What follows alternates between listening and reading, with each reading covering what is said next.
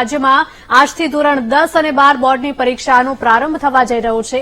આ વર્ષે કુલ 12,15,39,239 વિદ્યાર્થીઓ બોર્ડની પરીક્ષા આપશે, જેમાંથી ધોરણ 10 બોર્ડની પરીક્ષા 9,17,687 વિદ્યાર્થીઓ આપશે। આ સાથે જ ધોરણ 12 સામાન્ય પ્રવાહમાં 4,89,279 વિદ્યાર્થીઓ પરીક્ષા આપશે અને ધોરણ 12 વિજ્ઞાન પ્રવાહમાં 1,32,073 વિદ્યાર્થીઓ પરીક્ષા આપશે, જેમાં 4,236 દિવ્યાંગ વિદ્યાર્થીઓ પણ સામેલ છે। આ પરીક્ષા રાજ્યના 5,378 પરીક્ષા કેન્દ્રો પર લેવામાં આવશે। આ પરીક્ષા માટે 54,000 વર્ગખંડનો ઉપયોગ થશે। ઉપરાંત પરીક્ષા માટે 80 સ્ક્વોડની ટીમ તૈનાત કરવામાં આવી છે, જેમાં 10 ફ્લાઇંગ સ્ક્વોડ પણ સામેલ।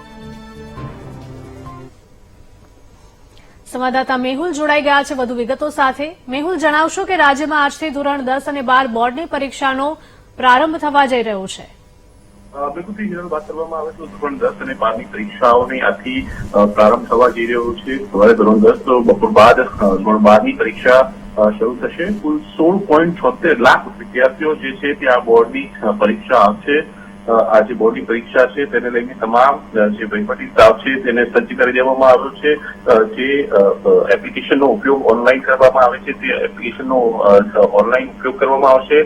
પોલીસ બંદોબસ્ત જે છે તે ગોઠવી દેવામાં આવ્યો છે। ધોરણ 9 ના 10 ના વિદ્યાર્થીઓ આ પરીક્ષા આપશે, ત્યારે ધોરણ 12 વિજ્ઞાન પ્રવાહના 1.11 લાખ, તો ધોરણ 12 સામાન્ય પ્રવાહ છે તેના પણ જે 1,20,000થી વધુ વિદ્યાર્થીઓ જે પરીક્ષા આપવાના છે।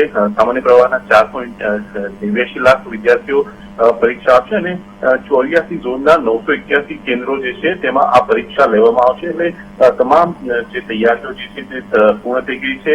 ફ્લાઇંગ સ્ક્વોડ સહિત તમામ જે સ્ક્વોડ છે તે પણ સજ્જ કરી દેવામાં આવે છે। જી મેહુલ, આભાર।